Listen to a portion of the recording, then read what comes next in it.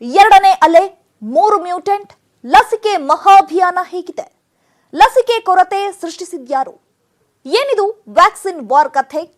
ಎರಡನೇ ಅಲೆ ನಿರ್ಲಕ್ಷ್ಯ ಬೇಡ, ಯಾಮಾರಿದ್ರೆ ಅಪಾಯವಿದ್ಯಾ?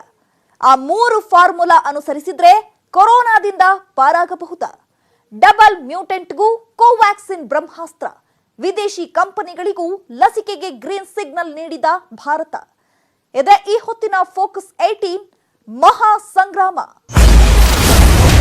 ಎರಡನೇ ಅಲೆ, 3 ಮ್ಯೂಟೆಂಟ್, ಲಸಿಕೆ ಮಹಾಭಿಯಾನ ಹೇಗಿದೆ? ಲಸಿಕೆ ಕೊರತೆ ಸೃಷ್ಟಿಸಿದ್ಯಾರು? ಏನಿದು ವ್ಯಾಕ್ಸಿನ್ ವಾರ್ ಕಥೆ? ಎರಡನೇ ಅಲೆ ನಿರ್ಲಕ್ಷ್ಯ ಬೇಡ, ಯಾಮಾರಿದ್ರೆ ಅಪಾಯವಿದೆಯಾ?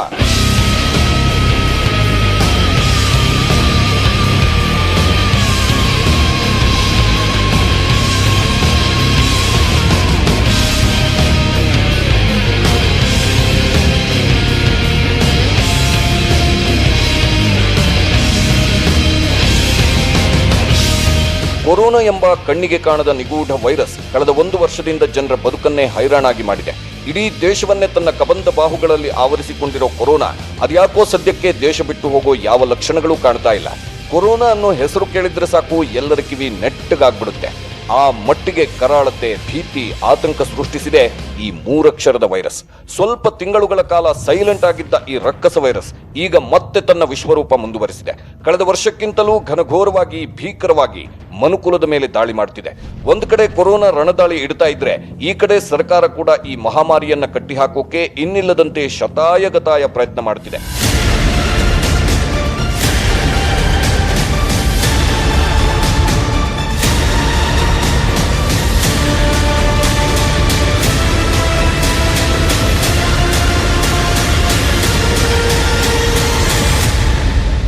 ಒಂದನೇ ಅಲೆಗೆ ಇಡೀ ದೇಶವೇ ತತ್ತರಿಸಿ ಹೋಗಿದೆ. ಎರಡನೇ ಅಲೆಯಂತೂ ಅದಕ್ಕಿಂತಲೂ ಭೀಕರವಾಗಿದೆ. ಅದರಲ್ಲೂ ಈ ವರ್ಷ ಏಪ್ರಿಲ್ 14 ಕೊರೋನಾ ಮಹಾಸ್ಫೋಟಕ್ಕೆ ಮುಹೂರ್ತ ಇಟ್ಟ ದಿನ ಅಂದ್ರೂ ತಪ್ಪಾಗಲ್ಲ.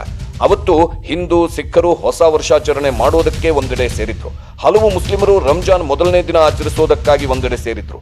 ಇದು ಸಾಲದು ಎಂಬಂತೆ ಹರಿದ್ವಾರದಲ್ಲಿ ಕುಂಭಮೇಳಕ್ಕೆ ಹಿಂದೂ ಭಕ್ತ ಸಾಗರವೇ ಹರಿದು ಬಂದಿತ್ತು. ಈ ಧಾರ್ಮಿಕ ಉತ್ಸವದಲ್ಲಿ 10 ಲಕ್ಷದಿಂದ 30 ಲಕ್ಷ ಜನ ಒಂದೆಡೆ ಸೇರಿದ್ರು.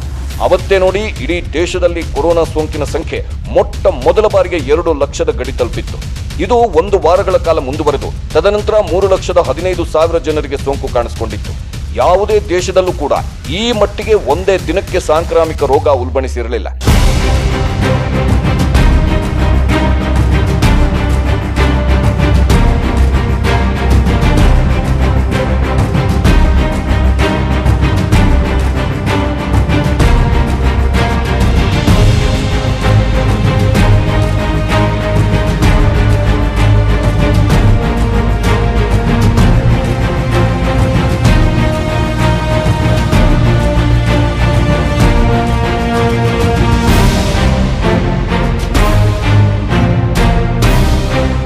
ಭಯಾನಕ ಎರಡನೇ ಅಲೆ ಭಾರತಕ್ಕೆ ಮಾತ್ರವಲ್ಲ, ಇಡೀ ಜಗತ್ತಿಗೆ ದೊಡ್ಡ ಮಟ್ಟದ ಆತಂಕವನ್ನ ತಂದೊಡ್ಡಿದೆ. ವೈರಸ್ ಅನ್ನ ಪರೀಕ್ಷೆ ಮಾಡದೇ ಇರೋದ್ರಿಂದ ಅಪಾಯಕಾರಿ ಹೊಸ ತಳಿಗಳು ಹೊರಹೊಮ್ಮುವ ಸಾಧ್ಯತೆ ಹೆಚ್ಚಿರುತ್ತೆ. ಡಬಲ್ ಮ್ಯೂಟೆಂಟ್ ಎಂದು ಕರೆಯಲ್ಪಡುವ ಭಾರತದಲ್ಲಿ ಮೊದಲು ಪತ್ತೆಯಾದ ಆತಂಕಕಾರಿ ರೂಪಾಂತರಿ ಈಗಾಗಲೇ ಬ್ರಿಟನ್ ಮತ್ತು ಅಮೆರಿಕ ಸೇರಿದಂತೆ ಹಲವಾರು ದೇಶಗಳಲ್ಲಿ ಕಂಡುಬಂದಿದೆ. ಒಂದು ರೂಪಾಂತರದ ಬಗ್ಗೆ ವಿಜ್ಞಾನಿಗಳು ಅಧ್ಯಯನ ಮಾಡೋಕೆ ಹೋದ್ರೆ ಅಷ್ಟೊತ್ತಿಗಾಗಲೇ ಮತ್ತೊಂದು ರೂಪಾಂತರಿ ಹೆಮ್ಮಾರಿ ಹುಟ್ಟಿಕೊಳ್ಳುತ್ತೆ. ಇವುಗಳ ಗುಣಲಕ್ಷಣ ತಿಳಿದುಕೊಳ್ಳೋಕೆ ಮತ್ತೊಂದಿಷ್ಟು ದಿನ ಬೇಕಾಗುತ್ತೆ. ನಾವು ಇದನ್ನ ನಿಮಗೆ ಭಯಪಡಿಸೋಕೆ ಹೇಳ್ತಿಲ್ಲ ವೀಕ್ಷಕರೇ. ಕೊರೋನಾ ದಾಳಿ ಯಾವ ರೀತಿ ಇದೆ ಅನ್ನೋದರ ವಾಸ್ತವ ಚಿತ್ರಣವನ್ನ ನಿಮ್ಮ ಮುಂದೆ ಇಡ್ತಾ ಇದ್ದೇವೆ ಅಷ್ಟೇ. ನಿಮ್ಮ ಸುರಕ್ಷತೆ ಕಾಳಜಿಗಾಗಿಯೇ ನಾವು ಈ ಎಲ್ಲ ಮಾಹಿತಿಯನ್ನ ನಿಮ್ಮ ಮುಂದೆ ಬಿತ್ತರಿಸಿದ್ದೇವೆ. ಕೊರೋನಾ ಬಗ್ಗೆ ಜಾಗೃತವಾಗಿರಿ ಅನ್ನೋದಷ್ಟೇ ನಮ್ಮ ಕಾಳಜಿ. ಮಾಸ್ಕ್ ಧರಿಸೋದೇ ಕೊರೋನಾಗೆ ರಾಮಬಾಣ.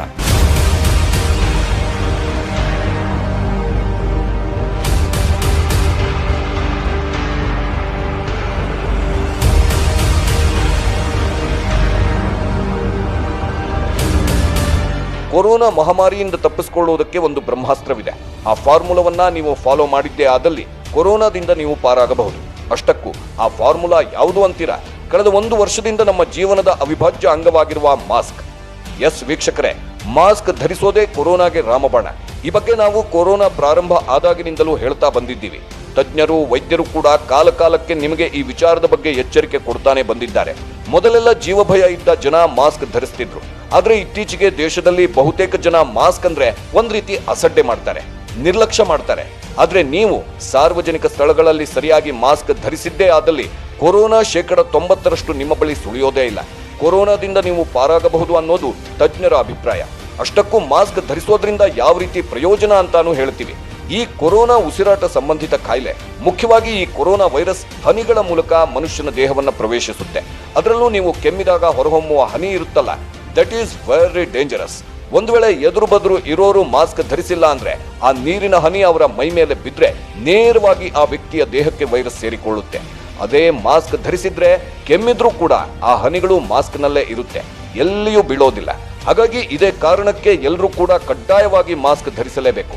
ಒಬ್ಬರೇ ಇರುವಾಗ ನೀವು ಮಾಸ್ಕ್ ನಿಂದ ರಿಲೀಫ್ ಆಗಿರಿ, ಆದ್ರೆ ನೀವು ಯಾರಾದ್ರೂ ಜೊತೆಯಲ್ಲಿರುವಾಗ ಕಡ್ಡಾಯವಾಗಿ ಮಾಸ್ಕ್ ಧರಿಸಲೇಬೇಕು. ನೀವು ಬಟ್ಟೆ ಮಾಸ್ಕ್ ಧರಿಸ್ತಿದ್ರೆ ದಿನವೂ ಅದನ್ನ ತೊಳೆದು ಒಣಗಿಸಿದ ಮೇಲೆ ಬಳಸಿ. ಒಂದು ವೇಳೆ ಸರ್ಜಿಕಲ್ ಮಾಸ್ಕ್ ಯೂಸ್ ಮಾಡ್ತಿದ್ರೆ ಅದ್ರ ಕೆಪಾಸಿಟಿ ಇರೋದು 6ರಿಂದ 7 ತಾಸು. ಹಾಗಾಗಿ ನಂತರ ಅದನ್ನ ಎಸೆದು ಬಿಡಿ. ನೀವು ಕಡ್ಡಾಯವಾಗಿ ಮಾಸ್ಕ್ ಧರಿಸಿದ್ದೇ ಆದಲ್ಲಿ ಕೊರೋನಾ ನಿಮ್ಮ ಹತ್ರನೂ ಸುಳಿಯಲ್ಲ. ಹಾಗಾಗಿ ಈ ಮಾಸ್ಕ್ ಬಗ್ಗೆ ನಿಷ್ಕಾಳಜಿ ಮಾಡಲೇಬೇಡಿ. ಮಾಸ್ಕ್ ಧರಿಸಿ ನಿಮ್ಮ ಪ್ರಾಣ ಉಳಿಸ್ಕೊಳ್ಳಿ.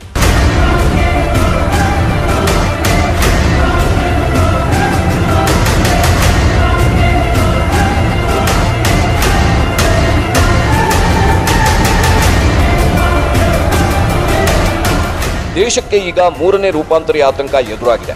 ದೇಶದಲ್ಲಿ ಕೊರೋನಾ ಪ್ರಕರಣಗಳು ಈ ಮಟ್ಟಿಗೆ ಸ್ಫೋಟಗೊಳ್ಳುವುದಕ್ಕೆ ಕಾರಣ ಡಬಲ್ ಮ್ಯೂಟೆಂಟ್ ವೈರಸ್ ಎನ್ನಲಾಗ್ತಿದೆ. ಅದು ಸಾಲದು ಎಂಬಂತೆ ಕೊರೋನಾ ಈಗ ಹೊಸ ವೇಷದಲ್ಲಿ ದಾಳಿ ನಡೆಸೋಕೆ ಅಣಿಯಾಗಿದೆ. ಡಬಲ್ ಮ್ಯೂಟೆಂಟ್ ವೈರಸ್ ಜೊತೆಗೆ ಈಗ ಟ್ರಿಪಲ್ ಮ್ಯೂಟೆಂಟ್ ವೈರಸ್ ಕೂಡ ಕಂಡು ಬಂದಿದೆ. ಟ್ರಿಪಲ್ ಮ್ಯೂಟೆಂಟ್ ಅಂದ್ರೆ 3 ರೂಪಾಂತರ ಹೊಂದಿದ ವೈರಸ್ ಎಂದರ್ಥ.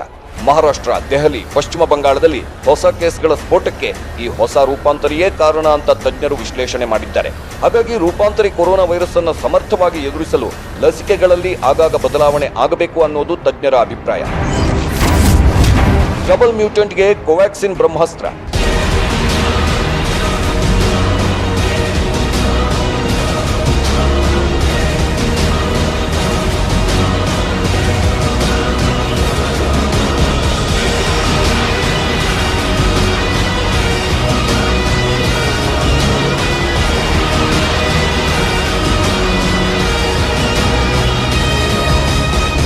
ಕೊರೋನಾ ಯಾವ ಸ್ಪೀಡ್ನಲ್ಲಿ ದಾಳಿ ಮಾಡ್ತಾ ಇದೆಯೋ ಅದಕ್ಕೂ ಸ್ಪೀಡ್ ಆಗಿ ಕೇಂದ್ರ ಸರ್ಕಾರ ಅದಕ್ಕೆ ಲಂಗು ಲಗಾಮು ಹಾಕುವುದಕ್ಕೆ ಪ್ರಯತ್ನ ಪಡ್ತಿದೆ.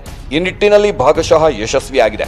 ಡಬಲ್ ಮ್ಯೂಟೆಂಟ್ ಕೊರೋನಾ ವೈರಸ್ ಅನ್ನ ಕೋವ್ಯಾಕ್ಸಿನ್ ಸಮರ್ಥವಾಗಿ ತಡೆಯುತ್ತೆ ಅಂತ ICMR ಪ್ರಕಟಿಸಿದೆ. ಬ್ರಿಟನ್, ಬ್ರೆಜಿಲ್, ದಕ್ಷಿಣ ಆಫ್ರಿಕಾ ಕೊರೋನಾ ವೈರಸ್ಗಳನ್ನ ಬಂಧಿಸಿ ಸಂಯೋಜಿಸಿ ಲಸಿಕೆ ರೂಪಿಸಲಾಗಿದೆ. ಹೀಗಾಗಿ ಕೋವ್ಯಾಕ್ಸಿನ್ ಡಬಲ್ ಮ್ಯೂಟೆಂಟ್ ವೈರಸ್ ವಿರುದ್ಧ ಸಮರ್ಥವಾಗಿ ಹೋರಾಡಬಲ್ಲದು ಅಂತ ICMR ಹೇಳಿದೆ. ಕೊರೋನಾ ಪ್ರಾರಂಭವಾದಾಗಲೇ ಭಾರತ ದೇಶ ಸುಮಾರು 60ಕ್ಕೂ ಹೆಚ್ಚು ದೇಶಗಳಿಗೆ ಕೊರೋನಾ ಲಸಿಕೆ ಪೂರೈಸಿದೆ. ಭಾರತದಲ್ಲಿ ಈಗಾಗಲೇ ಕೋವ್ಯಾಕ್ಸಿನ್, ಕೋವಿಶೀಲ್ಡ್ ಲಸಿಕೆಯನ್ನ ನೀಡಲಾಗ್ತಿದೆ. ಇನ್ನು ಕೆಲ ದಿನಗಳಲ್ಲಿ ರಷ್ಯಾದ ಸ್ಪುಟ್ನಿಕ್ ಲಸಿಕೆಯನ್ನು ಕೂಡ ಭಾರತ ಖರೀದಿ ಮಾಡಲಿದೆ. ಈ ನಡುವೆ ಫೈಜರ್ ಲಸಿಕೆ ಕಂಪನಿ ಕೂಡ ವ್ಯಾಕ್ಸಿನ್ ಸಪ್ಲೈ ಮಾಡುವುದಕ್ಕೆ ಭಾರತದೊಂದಿಗೆ ಮಾತುಕತೆ ನಡೆಸುತ್ತಿದೆ. ಅಮೆರಿಕದ ಕಂಪನಿ ಇದನ್ನ ಯಾವುದೇ ಲಾಭದ ಉದ್ದೇಶದಿಂದ ಮಾಡ್ತಿಲ್ಲ. ಬದಲಾಗಿ ಸರ್ಕಾರದ ರೋಗ ನಿರೋಧಕ ಕಾರ್ಯಕ್ರಮದ ಅಂಗವಾಗಿ ವ್ಯಾಕ್ಸಿನ್ ಪೂರೈಕೆ ಮಾಡಲು ಒಪ್ಪಿಕೊಂಡಿದೆ.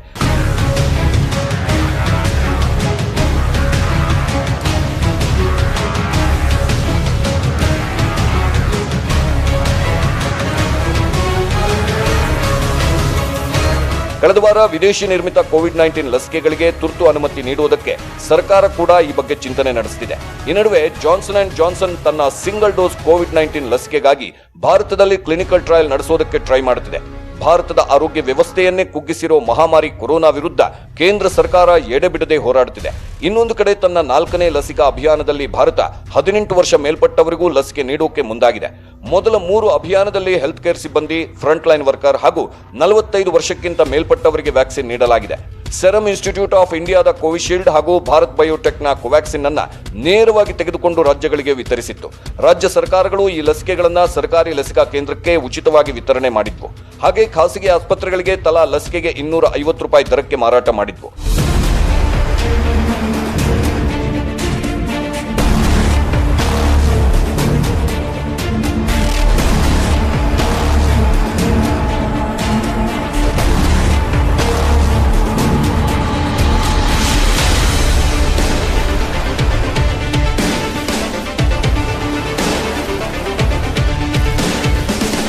ಮೇ 1ರಿಂದ ಲಸಿಕಾ ಸರಬರಾಜನ್ನ 2 ರೀತಿ ವಿಂಗಡಿಸಲಾಗಿದೆ. ಕೇಂದ್ರಕ್ಕೆ 50% ಮತ್ತು ಮುಕ್ತ ಮಾರುಕಟ್ಟೆಗೆ 50% ಲಸಿಕೆ ಹಂಚಿಕೆಯಾಗಲಿದೆ. ರಾಜ್ಯ ಸರ್ಕಾರಗಳು, ಖಾಸಗಿ ಆಸ್ಪತ್ರೆಗಳು ನೇರವಾಗಿ ಲಸಿಕೆ ತಯಾರಿಸುವ ಕಂಪನಿಗಳಿಂದಲೇ ವ್ಯಾಕ್ಸಿನ್ ಅನ್ನ ಖರೀದಿ ಮಾಡಬಹುದು. ಮೊದಲು 50% ವ್ಯಾಕ್ಸಿನ್ ಅನ್ನ ರಾಜ್ಯ ಮತ್ತು ಖಾಸಗಿ ಆಸ್ಪತ್ರೆಗಳಿಗೆ ನೀಡಲಾಗುತ್ತೆ. ಈ ಲಸಿಕೆಗಳನ್ನ 18 ವರ್ಷಕ್ಕಿಂತ ಮೇಲ್ಪಟ್ಟವರಿಗೆ ಬಳಸಲಾಗುತ್ತೆ. ಭಾರತ ಸರ್ಕಾರದಿಂದ ಡೋಸೇಜ್ ಪಡೆಯುವ ಎಲ್ಲಾ ವ್ಯಾಕ್ಸಿನೇಷನ್ ಕೇಂದ್ರಗಳಲ್ಲಿ ಉಚಿತ ಲಸಿಕೆ ಲಭ್ಯವಿರುತ್ತೆ. ಖಾಸಗಿ ಆಸ್ಪತ್ರೆಗಳು ಪ್ರತಿ ಲಸಿಕೆಗೆ ₹250 ನಿಗದಿ ಮಾಡಿದೆ ಅಂತ ಹೇಳಲಾಗ್ತಿದೆ. ಈ ನಡುವೆಯೂ ಕೊರೋನಾ ಲಸಿಕೆ ಕೊರತೆ ಸೃಷ್ಟಿಯಾಗಿತ್ತು. ಈ ವ್ಯಾಕ್ಸಿನ್ ವಾರ್ ಕಥೆಯೂ ಕೂಡ ತುಂಬಾ ಇಂಟ್ರೆಸ್ಟಿಂಗ್ ಆಗಿದೆ.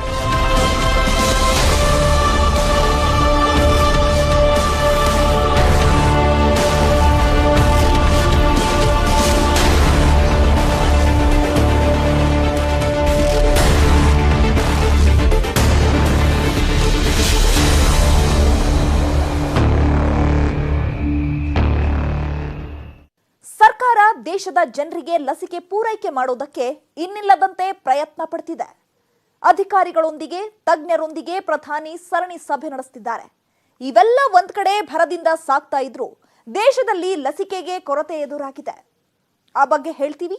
ಚಿಕ್ಕ ಭಾರತದ ಲಸಿಕಾ ಕಂಪನಿಗಳಿಗೆ ಉತ್ಪಾದನೆ ಹೆಚ್ಚಿಸಲು ಕೂಡ ಕರೆ ಕೊಟ್ಟಿದೆ. 2 ಸ್ವದೇಶಿ ಲಸಿಕಾ ಕಂಪನಿಗಳು ಹಗಲಿರುಳು ಲಸಿಕಾ ಉತ್ಪಾದನೆಯಲ್ಲಿ ತೊಡಗಿಕೊಂಡಿವೆ. ಈ ನಡುವೆಯೂ ದೇಶದಲ್ಲಿ ಲಸಿಕೆ ಕೊರತೆ ಉಂಟಾಗಿದೆ. ಈ ರೀತಿ ಲಸಿಕೆ ಕೊರತೆ ಉಂಟಾಗಲು ಕಾರಣವೇನು? ಈ ಬಗ್ಗೆ ಹೇಳ್ತೀವಿ ನೋಡಿ. ಪ್ರಧಾನಿ ಮೋದಿ ಲಸಿಕೆ ಪೂರೈಕೆ, ಆಕ್ಸಿಜನ್ ಸಮಸ್ಯೆ, ಬೆಡ್ ಸಮಸ್ಯೆ ಕುರಿತಂತೆ ಅಧಿಕಾರಿಗಳೊಂದಿಗೆ, ತಜ್ಞರೊಂದಿಗೆ ಚರ್ಚೆ ನಡೆಸಿದ್ದಾರೆ. ಹಾಗೆ ಕೊರೋನಾ ಆರ್ಭಟ ಮಾಡುತ್ತಿರುವ ರಾಜ್ಯಗಳ ಮುಖ್ಯಮಂತ್ರಿಗಳ ಜೊತೆಗೂ ಸಭೆ ನಡೆಸಿದ್ರು. ಲಸಿಕೆ ವಿಚಾರದಲ್ಲಿ ಸದಾ ಒಂದು ಹೆಜ್ಜೆ ಮುಂದಿರುವ ಕೇಂದ್ರ ಸರ್ಕಾರ ಈಗ ಮತ್ತೊಂದು ಲಸಿಕೆ ಬಳಕೆಗೆ ಅನುಮತಿ ನೀಡಿದೆ. ಜೋಡಸ್ ಕ್ಯಾಡಿಲಾ ಲಸಿಕೆಗೆ ಡಿಸಿಜಿಐ ಅನುಮೋದನೆ ನೀಡಿದೆ. ಸರ್ಕಾರ ಇಷ್ಟೆಲ್ಲ ಪ್ರಯತ್ನಗಳನ್ನ ಮಾಡ್ತಾ ಇದ್ರು ಇನ್ನೂ ದೇಶವಾಸಿಗಳಲ್ಲಿ ಹಲವು ಜನ ಕೊರೋನಾ ನಿಯಮಗಳನ್ನ ಸರಿಯಾಗಿ ಪಾಲಿಸ್ತಿಲ್ಲ. ಹಬ್ಬ ಹರಿದಿನ, ಸೆಲೆಬ್ರೇಷನ್ ಅಂತೆಲ್ಲ ಜನ ಗುಂಪು ಸೇರ್ತಿದ್ದಾರೆ, ಮೈ ಮರಿತಿದ್ದಾರೆ, ಸಾಮಾಜಿಕ ಅಂತರವನ್ನೆಲ್ಲ ಗಾಳಿಗೆ ತೂರ್ತಿದ್ದಾರೆ. ಒಂದು ಕಡೆ ಲಸಿಕೆಗೆ ಇಷ್ಟೆಲ್ಲ ಪ್ರಯತ್ನಗಳು ನಡೆಯುತ್ತಿದ್ರು ಲಸಿಕೆ ಕೊರತೆ ಕೂಡ ಆಗಿತ್ತು.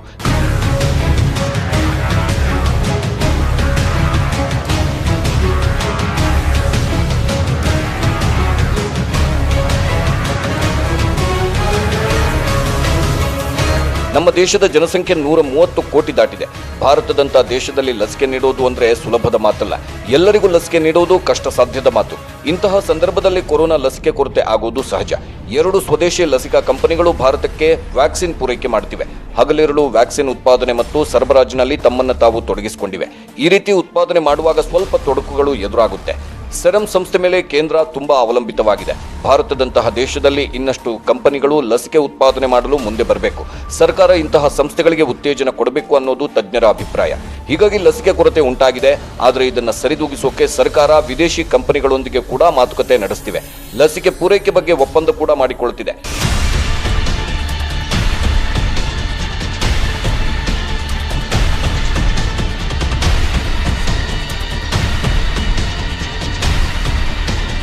ವಿದೇಶಿ ಕಂಪನಿಗಳು ಕೂಡ ಲಾಭಕ್ಕಾಗಿ ಕೆಲವೊಂದು ತೊಡಕುಗಳನ್ನು ಸೃಷ್ಟಿಸಿದ್ವು ಅನ್ನೋ ಮಾತಿದೆ.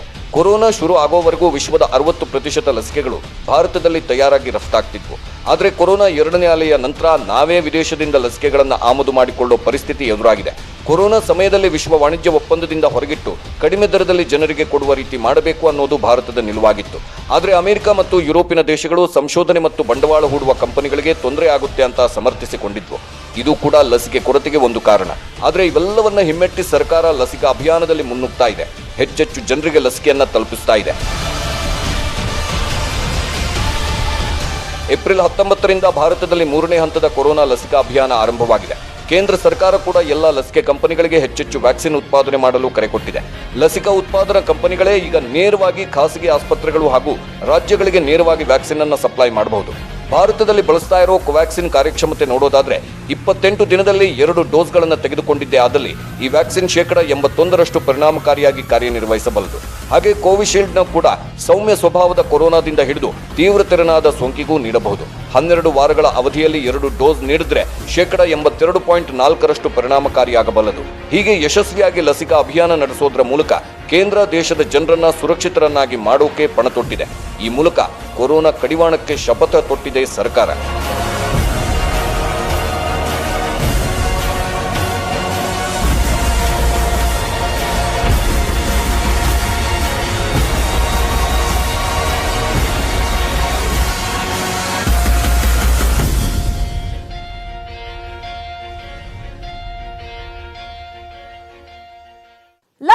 ಅಭಿಯಾನದಲ್ಲಿ ಭಾರತ ಇಡೀ ವಿಶ್ವಕ್ಕೆ ಗುರುವಾಗಿದೆ.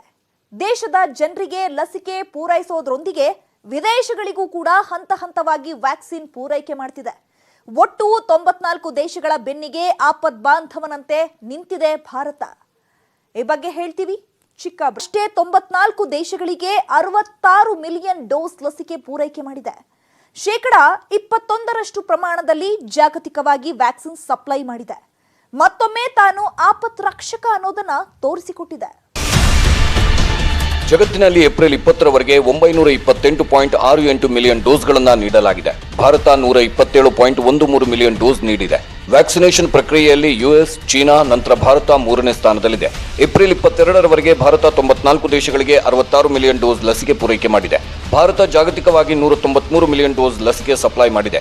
21% ವ್ಯಾಕ್ಸಿನ್ ಸರಬರಾಜು ಮಾಡಿದೆ. ಜಗತ್ತಿನ ವ್ಯಾಕ್ಸಿನ್ ಉತ್ಪಾದನೆಯಲ್ಲಿ ಭಾರತ 60% ಲಸಿಕೆ ಉತ್ಪಾದನೆ ಮಾಡುತ್ತಿದೆ. ಈಗಾಗಲೇ ಭಾರತದಲ್ಲಿ 18 ವರ್ಷ ಮೇಲ್ಪಟ್ಟವರಿಗೆ ಲಸಿಕೆ ನೀಡುವುದಕ್ಕೆ ಸಿದ್ಧತೆ ನಡೆಯುತ್ತಿದೆ. ಒಟ್ಟು 7 ರಾಜ್ಯ ಸರ್ಕಾರಗಳು 18 ವರ್ಷ ವಯಸ್ಸಿನವರಿಗೆ ಉಚಿತವಾಗಿ ಲಸಿಕೆ ನೀಡುವುದಕ್ಕೆ ಗ್ರೀನ್ ಸಿಗ್ನಲ್ ನೀಡಿವೆ. ಕೇಂದ್ರ ಸರ್ಕಾರ 45 ವರ್ಷ ವಯಸ್ಸಿನ ಮೇಲ್ಪಟ್ಟವರಿಗೆ ಉಚಿತವಾಗಿ ಲಸಿಕೆ ನೀಡುತ್ತಿದೆ. 18 ರಿಂದ 44 ವಯಸ್ಸಿನವರಿಗೆ ರಾಜ್ಯ ಸರ್ಕಾರ ಲಸಿಕೆ ನೀಡುತ್ತೆ ಅಥವಾ ಖಾಸಗಿ ಆಸ್ಪತ್ರೆಗಳ ಮೂಲಕ ತೆಗೆದುಕೊಳ್ಳಬೇಕು ಅಂತ ಕೇಂದ್ರ ನಿರ್ದೇಶಿಸಿದೆ. ಸರ್ಕಾರ ಉಚಿತವಾಗಿ ಲಸಿಕೆ ಕೊಡುವವರೆಗೂ ಈ ವಯಸ್ಸಿನ ಮಿತಿಯವರು ಲಸಿಕೆಗೆ ಹಣ ಕೊಟ್ಟೇ ತೆಗೆದುಕೊಳ್ಳಬೇಕಾಗುತ್ತೆ. ಸೆರಮ್ ಇನ್ಸ್ಟಿಟ್ಯೂಟ್ ಆಫ್ ಇಂಡಿಯಾ ಸಂಸ್ಥೆ ಈಗಾಗಲೇ ದರ ನಿರ್ಧರಿಸಿದೆ. ಬಯೋಟೆಕ್ ಕಂಪನಿ ಇನ್ನೂ ದರ ನಿರ್ಧರಿಸಲಿದೆ. ಇನ್ನು ಮೇ 1ರಿಂದ 18 ವರ್ಷದವರಿಗೆ ವ್ಯಾಕ್ಸಿನ್ ಸಿಗಲಿದೆ. ಅವರು ಯಾವ ರೀತಿ ಲಸಿಕೆಗೆ ನೋಂದಣಿ ಮಾಡಿಕೊಳ್ಳಬೇಕು ಅನ್ನೋದನ್ನು ನಾವು ಹೇಳ್ತೀವಿ. 18 ವರ್ಷ ಮೇಲ್ಪಟ್ಟವರು ಲಸಿಕೆ ಹಾಕಿಸಿಕೊಳ್ಳಲು ಇದೇ 28ನೇ ತಾರೀಕಿನಿಂದ ಹೆಸರು ನೋಂದಾಯಿಸಿಕೊಳ್ಳಬಹುದು. ಈ ನೋಂದಣಿ ಪ್ರಕ್ರಿಯೆ ಆನ್ಲೈನ್ನಲ್ಲಿ ಮಾತ್ರ ನಡೆಯಲಿದೆ. ಕೋವಿಡ್ ವೆಬ್ಸೈಟ್ ಅಥವಾ ಆರೋಗ್ಯ ಸೇತು ಆಪ್ ಮೂಲಕ ನೋಂದಣಿ ಆಗಬೇಕಿದೆ. 18 ರಿಂದ 44 ವರ್ಷ ವಯಸ್ಸಿನವರು ಲಸಿಕಾ ಕೇಂದ್ರಕ್ಕೆ ತೆರಳಿ ಸ್ಥಳದಲ್ಲೇ ನೋಂದಣಿ ಮಾಡಲು ಅವಕಾಶ ಇಲ್ಲ. ಏಪ್ರಿಲ್ 28ರಿಂದ ನೋಂದಣಿ ಆದವರಿಗೆ ಮೇ 1ರಿಂದಲೇ ಕೋವಿಡ್ ಲಸಿಕೆ ನೀಡಲಾಗುತ್ತೆ ಅಂತ ಸರ್ಕಾರ ತಿಳಿಸಿದೆ. ಇನ್ನು 45 ವರ್ಷ ಮೇಲ್ಪಟ್ಟವರಿಗೆ ಲಸಿಕೆ ನೀಡುವ ಪ್ರಕ್ರಿಯೆ ಈ ಹಿಂದಿನಂತೆ ಮುಂದುವರಿಯಲಿದೆ. ಆದಷ್ಟು ಹೆಚ್ಚಿನ ಜನ ಲಸಿಕೆ ತೆಗೆದುಕೊಳ್ಳಲು ಮುಂದೆ ಬರಬೇಕು. ಲಸಿಕೆ ತೆಗೆದುಕೊಂಡ್ರೆ ಕೊರೋನಾದಿಂದ ನಿಮ್ಮನ್ನು ನೀವು ಕಾಪಾಡಿಕೊಳ್ಳಬಹುದು. ಒಂದು ಮಾತು ನೆನಪಿರಲಿ, ಲಸಿಕೆ ತೆಗೆದುಕೊಂಡ್ರು ಮಾಸ್ಕ್ ಧರಿಸುವುದನ್ನ ಮಾತ್ರ ಮರಿಬೇಡಿ. ನಿಮ್ಮ ಜಾಗೃತೆಯಲ್ಲಿ ನೀವಿರಿ. ಭಾರತದ ಲಸಿಕಾ ಅಭಿಯಾನ ಯಶಸ್ವಿಯಾಗಿ ಸಾಗಲಿ. ನಮ್ಮ ದೇಶ ಕೊರೋನಾದಿಂದ ಆದಷ್ಟು ಬೇಗ ಮುಕ್ತಿ ಪಡೆಯಲಿ ಅಂತ ಹೇಳ್ತಾ ಈ ಹೊತ್ತಿನ ಫೋಕಸ್ 18 ಮುಗಿಸ್ತಾ ಇದ್ದೀವಿ. ನೋಡ್ತಾ ಇರಿ ನ್ಯೂಸ್ 18 ಕನ್ನಡ. ಜಾಲ ನಮ್ಮದು.